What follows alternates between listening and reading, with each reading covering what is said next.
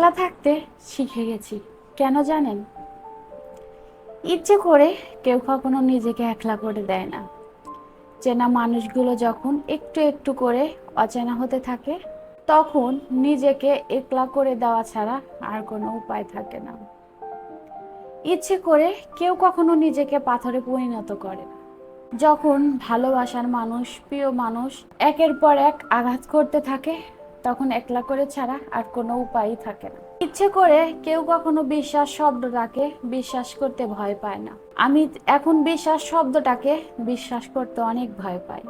আমার ভালোবাসার মানুষ যখন বিশ্বাস শব্দটা নিয়ে আমার সাথে প্রতারণা করে এবং আমাকে আঘাত করার জন্য সেই বিশ্বাস শব্দটাকেই পুরুষের দাস হিসাবে ব্যবহার করে, তখন আর বিশ্বাস শব্দটাকে ভয় পাওয়া ছাড়া আর কোনো উপায় থাকে না। যখন প্রিয় মানুষগুলো বেইমানি করে, আঘাত দেয়, সেই আঘাত সহ্য করতে করতে যেন নিজেই পাথর হয়ে যায়। ভালোবাসার মানুষ যখন নিজেকে খোঁজ না নেয়, নিজেকে অবহেলা করে এবং নিজের ভালো লাগা খারাপ লাগা জীবনে কখনো জানতেও চায় না, তো কি, একা থাকা তো নিজেকে শিখতেই হয়, তাই না? এত অপমানের পরেও কেন পড়ে আছি জানেন? ওই যে একটাই শব্দ, আমি তাকে ভালোবাসি, ভালোবাসি, ভালোবাসি। এই ভালোবাসি শব্দটা না অনেক সময় নিজের অনেক ক্ষতি করে দেয়। এই যে যেমন আমি বলছি এত ভালোবাসি, সেই আঘাতগুলো না পেতে পেতে কেন জানি না নিজেকে পাথর বানিয়ে ফেলেছি। হাজারো লোকের ভিড়ে থেকেও নিজেকে একলা রাখতে হয়। নিজেকে ভালো রাখার দায়িত্ব নিজেকেই নিতে হবে। একাকিত্বর প্রেমে পড়া ভীষণভাবে জরুরি। কেন জানেন? যারা একবার একাকিত্ব উপভোগ করতে শিখে গেছে, তাদের কাছে মায়া শব্দটা পুরোপুরি ভাবেই মিছে। মায়া না থাকলে কারো প্রতি দুর্বলতাও থাকে না, কারো সাথে বন্ধনও অনুভব হয় না। আর যখন কারো সাথে বন্ধন অনুভব হয় না, তখন দুর্বলতাও থাকে না। এখন একলা থাকায় সহজ ও সুন্দর মনে হয়। ইচ্ছে করে কেউ কখনো নিজেকে একলা করে দেয় না। এত অপমানের পর, এত অবহেলার পর, এত ভালোবাসি জানার পরেও যখন ভালোবাসার মানুষটা আমার সাথে বেইমানি করে, অবহেলা করে, প্রতারণা করে, তখন নিজেকে একলা করে ছাড়া আর কোনো উপায়ই থাকে না। এখন একলা আছি, বেশ আছি, ভালোই আছি। কথাগুলো কেমন লাগলো সেটা কিন্তু অবশ্যই জানাবেন। যদি ভালো লাগে লাইক কমেন্ট শেয়ার করতে ভুলবেন না। আসসালামু আলাইকুম, কেমন আছেন সবাই? আশা করি ভালো আছেন। আলহামদুলিল্লাহ, আমিও ভালোই আছি। এই তো এদিকে রান্না বান্না করার জন্য কিন্তু আমি এখানে সজনে ডাঁটা এনেছি। সজনে ডাঁটা আমার ভীষণ প্রিয়, কিন্তু আপনাদের ভাইয়া খায় না দেখে তেমন একটা খাওয়া হয় না।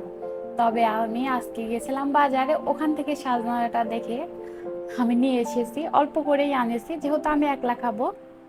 তো এখানে আমি রান্না করার জন্য সবকিছু গুছিয়ে নিয়েছি, দেখতেই পাচ্ছেন।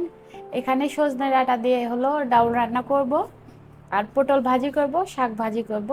তো এত গরমে না এই সিম্পল খাবারগুলো খালেই কিন্তু ভালো লাগে, খাবারগুলোই রান্না করব।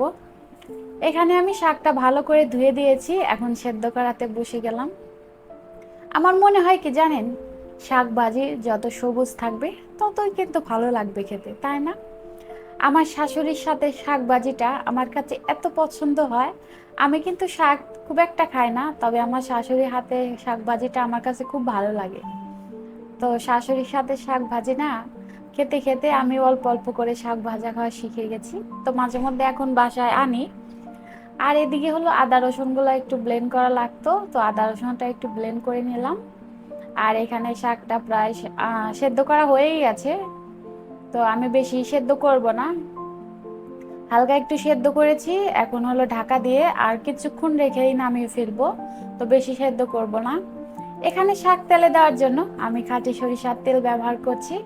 আর এই সরিষার তেল কিন্তু আমাদের গ্রামের বা আমাদের ক্ষেতের তেল, তো সেজন্যই বলছি খাঁটি ফ্রেশ তেল। এখানে শাকটা সম্বার দেওয়ার জন্য আমি কয়েকটা রসুন কেটে নিয়েছি, আর দিচ্ছি একটা পেঁয়াজ। অনেকেই আবার পেঁয়াজ দেন না, তবে সবার রান্নাই তো একরকম হবে না, এক একজনের রান্না কিন্তু এক এক রকম। তো আমি মাঝে মধ্যে একটা পেঁয়াজ দেই, আবার নাও দেই। এখানে দিয়েছি কয়েকটা কাঁচামরিচ। তো তারপরে এখন ভালো করে নেড়ে চেড়ে আমি শাকটা সোমবার দিয়ে দেব। তো এই তো আমার শাকটা কিন্তু অনেকটাই সবুজ আছে আর খেতে এত মজা হয়েছিল। অনেকেই আবার বলতে পারেন, এই যে সিম্পল খাবার সেটা কি দেখানোর মতো কিছু? সেটা আবার দেখানো কেন হচ্ছে? আসলে আমি যেহেতু ব্লগ করি, আমি কিভাবে জীবনযাপন করি, কি কাজ করি, কি রান্না বান্না করি, সেটা নিয়েই কিন্তু আমার ব্লগ। আর তার চেয়ে বড় কথা হলো, প্রত্যেক দিনও কিন্তু মাছ মাংস ভালো লাগে না, মাঝে মধ্যে এরকম খাবার খেলে কিন্তু বেশ ভালো লাগে। আর আমি সেটাই করি, আর আপনাদের সাথেও সেটাই শেয়ার করি। হয়তো কারোর ভালো লাগবে, হয়তো লাগবে না, এটাই। এখন পর্যন্ত আমার ভিডিওটি যারা দেখছেন, ভিডিওর যদি কোনো অংশ ভালো লেগে থাকে প্লিজ একটা লাইক দিয়ে দেবেন। আর যদি খুব বেশি ভালো লেগে থাকে চ্যানেলটি সাবস্ক্রাইব করে নোটিফিকেশন অন করে রাখবেন। আমি যখনই নতুন কোনো ভিডিও ছাড়বো সাথে সাথে নোটিফিকেশন আপনার কাছে পৌঁছে যাবে। আপনার চাইলে সময় সুযোগ মতো আমার ভিডিওটি দেখে নিতে পারেন। আর যারা চ্যানেলটি সাবস্ক্রাইব করে দিয়েছেন তাদেরকে জানাই অসংখ্য অসংখ্য ধন্যবাদ। চ্যানেলটি সাবস্ক্রাইব করেননি তাদেরকেও জানাই অসংখ্য অসংখ্য ধন্যবাদ। আমার চ্যানেলে আনসাবস্ক্রাইবার লোকই কিন্তু আমার ভিডিও বেশি দেখে। তো সেই আপু ভাইয়াদের বলবো, আপু ভাইয়ারা প্লিজ আমার ভিডিও ভালো লাগে দেখে তো দেখেন। তো যদি ভালো লেগে থাকে তাহলে চ্যানেলটি সাবস্ক্রাইব করে নোটিফিকেশন অন করে রাখবেন।